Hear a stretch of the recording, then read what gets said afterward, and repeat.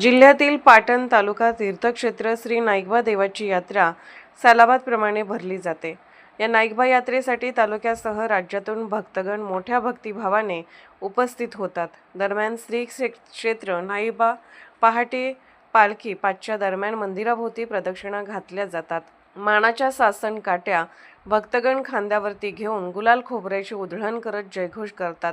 नाईकबा यात्रा झाल्यानंतर मानाचा गुलाल म्हणून श्री क्षेत्र महाराष्ट्राचे आराध्य दैवत ज्योतिबाला दिला जातो। या यात्रेसाठी कराड सातारा पोलीस प्रशासनाने आपला पोलीस बंदोबस्त तैनात केला होता। यात्रा मोठ्या उत्साहाने संपन्न झाल्याचे चित्र पाहावयास मिळत होते।